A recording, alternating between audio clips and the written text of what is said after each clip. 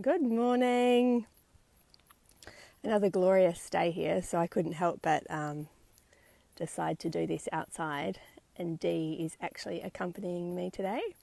My little boy Flynn has just been over at the gate and he has an apple, so that's quite tempting. But here's Dee. Hey, Bubby. Can you see there? He hasn't done a live for a while, so he was getting jealous about the fact that Nadia was featuring in all the videos, let alone talking to Sausage. She'll be having words about that as well. Hi, Bubby. But this is the last scheduled session that we've got in the Transformational Horsemanship Series that we've been talking about. Good morning, Pam. And I just wanted to say a really big thank you. I'm just making sure you can see me. A really big thank you for hanging out with me and actually, going with me on this journey of conversations. There's been some really great feedback and I've had lots of really interesting messages and emails. Let me turn around. There we go.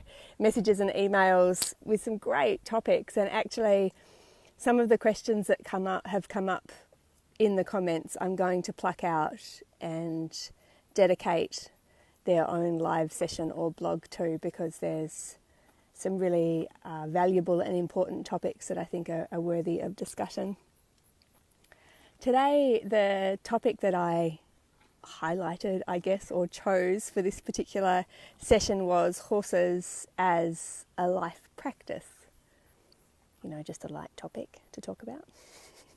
I think in martial arts, this is something that is often discussed and written about and expected, I guess, in that the actual practice of a sport or, a discipline, when someone is dedicating themselves to the mastery of that, when someone is dedicating themselves to the mastery of that, the practices that are engaged extend outside of the arena or outside of the mat or outside of whatever it is that is relevant for that particular sport.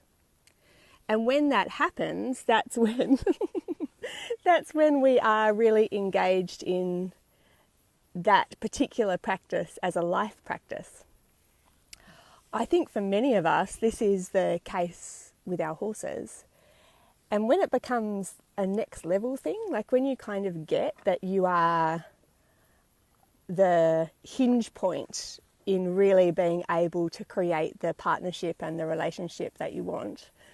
Sorry, he's pushing it out the way. When you get that you're that hinge point, that's where the skills, that's where the techniques, that's where the understandings get put into practice, like I say, outside of riding or outside of working with your horses on the ground. Because you understand that these are, it's who you are. It's really developing the skills of who you are and who you want to be, and you can't limit that just to the specific time frame that you experience with your horse. It's not enough to practice patience. It's not enough to practice compassion and empathy in perhaps the 30 to 60 minutes when you're together. You need to actually do that outside of that time. You need to do that at work. You need to do that in your relationships. You need to do that just as a way of navigating the world. And when we do that, that's where we really reap the rewards. That's where we really get the blessings of what horses offer us and really what they bring to us. It's interesting because I mention Joyride a lot because this is the place where I have the most conversations with riders. And what we discuss, or what comes up, is often the point of contact is for a challenge or for something that, for a challenge of anxiety or fear or whatever it might be. It can also just be that you feel like you're capable of more than what it is that you're currently experiencing, and that's often the case as well. But once we start to focus on that in our riding, there's a bleed-on effect, there's a follow-on effect of how those skills relate to life. That's the that's the gift. You know, horses are our practice in terms of where we concentrate our focus and where we seek to first develop our skills of, you know, mind control, of emotional processing, but the bleed-on effect of that is really far-reaching. And I wonder how many of us, if it wasn't for our horses, if it wasn't for our riding, would actually do the work that we do, like would do the self-development work that we do, would have the insights that we have. You know, how often we would actually extend our comfort zone if it wasn't for this amazing passion that we had for our horses. So they're such a gift in that respect, and I'm forever grateful for them. It's talked about, or cornerstone habit is a phrase that's talked about, and when you are looking to create change in your life, or looking to create a new set of habits, what's often recommended is that you start with one thing.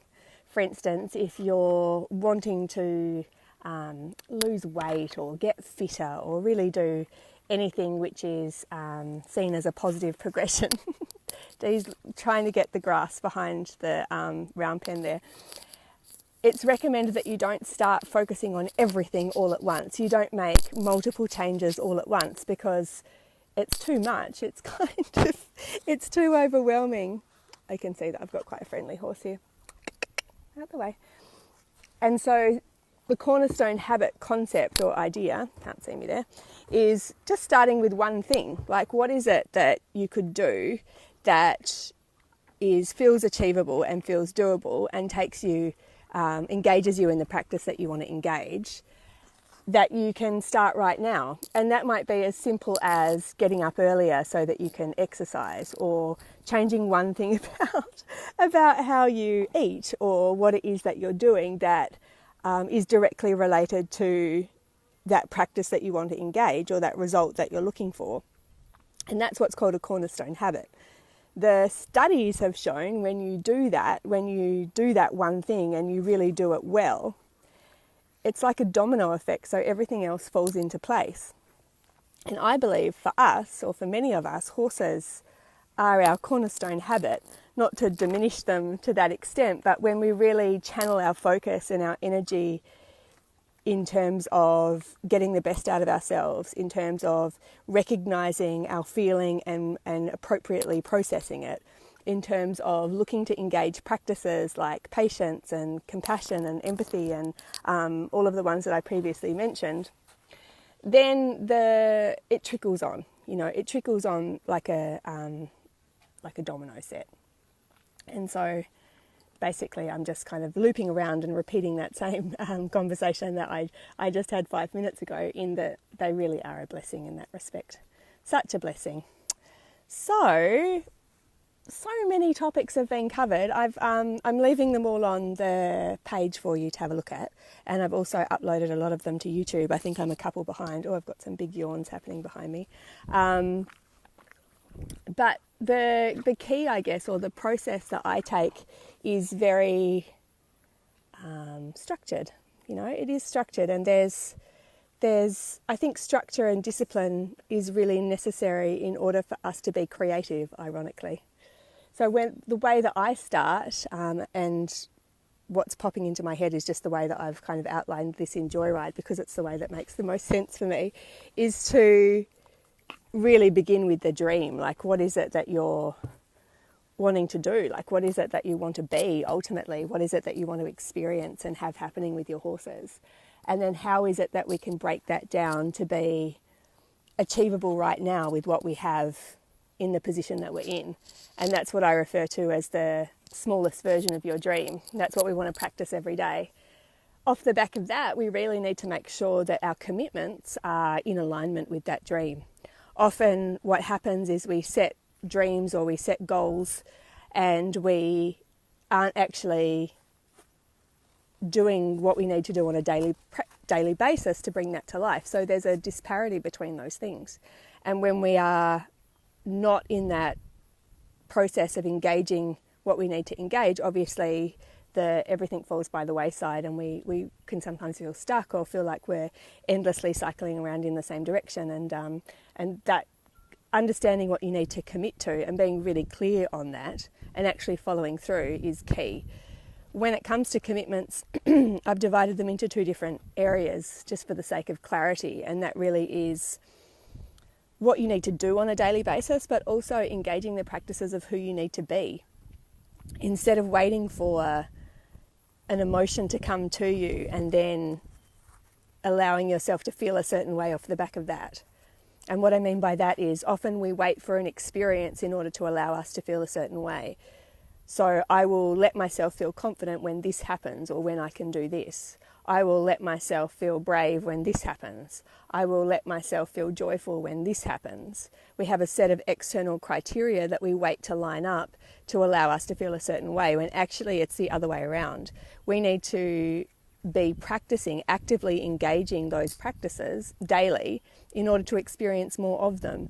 And when you do that, I mentioned this yesterday, everything else lines up around you instead of actually waiting for something to come from the outside to prove a point or to allow you to feel successful or to allow you to feel any number of emotions which are appropriate and relevant to that moment.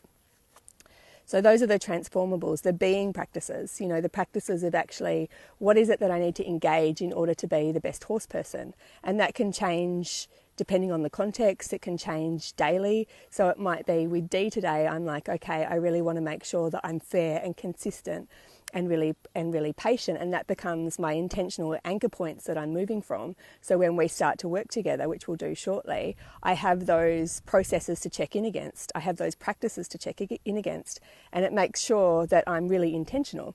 It makes sure that I'm really deliberate in what it is that I'm cultivating, and I give myself a framework of operation that makes sure that emotionally I am actually in alignment with what it is that I am feeling on the inside and what I'm projecting on the outside. That congruence is so important, and I think that's another gift that they give us in terms of being able to reflect back to us when we are perhaps out of alignment with ourselves. And that can be really unconscious. That's actually one of the gifts of the equine assisted learning practices, in terms of highlighting to you when you perhaps are projecting or acting in a way that is actually not in accordance with how you feel. So those are the gifts, that's part of the transformable practice. The next part is really understanding, well, this is how I want to be, but I also need to develop skills to allow me to process how I feel in the moment. What you think is not always true, but how you feel is always honest. So if you're feeling anxious or you're feeling fearful or you're feeling something which you're deeming as unhelpful to your situation and to your ability to be a good horse person, then we need some skills to process that. So it's not about denial. It doesn't become a suppression or an overexpression. And those two things, ironically, are really intrinsically linked. When we suppress an emotion for a period of time, what often happens is that unconsciously we become really easily triggered, or we become reactive instead of responsive. So that if you've been upset or you've been anxious or you've been angry, anything which we would classically represent as a negative or a dark emotion, when you go to suppress that, often what happens over time is that you find yourself exploding or freeing that energy in really unhelpful ways. Morning, Nan.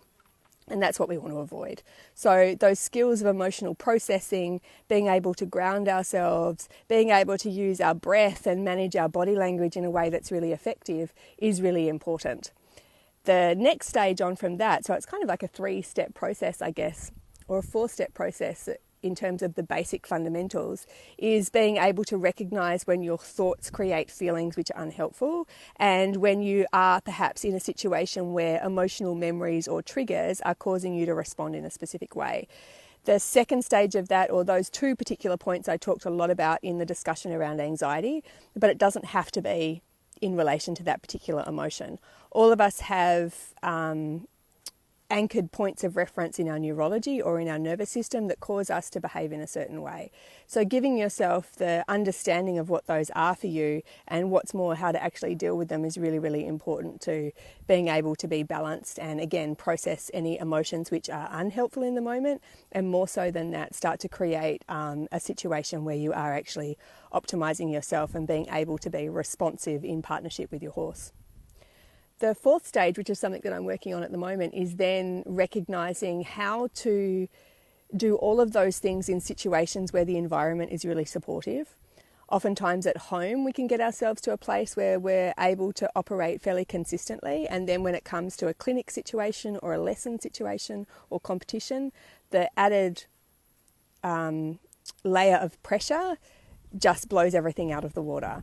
So being able then to produce that same performance under pressure and be able to assist your horse to do the same is really kind of the next skill set, I guess. And that's something that I'm working on a specific course for at the moment, which is really interesting and cool. I had one previously called Competition Ready, but actually I've realised it's not always just competition that's the key part. I'm back. Not always competition. It's basically any pressurized situation which can cause us to behave in a different way. Big horse above me. So D has kind of blossomed. He must be about 17 hands now, I think. And the estimated height for him was about 15 hands, 15 too. So he's an overachiever in the height department, and I'm going to have to use a pogo stick or a trampoline to get on him when the time comes. Hi, baby. So yeah, really, again, thank you. It's been really cool. I'm going to do regular lives, of course, moving forward, but this particular series was structured around these topics, and it's just been fun to have the discussion about. D is giving me some signals that perhaps he would like to do something, which might just be eat carrots and get scratched. That seems to be working for him at the moment. But any questions or comments, please feel free to fire away. I will use them to make some blogs or jump on live and talk about them in the future. So yes, don't hold back. All right, team. Oh, hat issues. Have a fabulous day. I'll talk to you soon. Bye.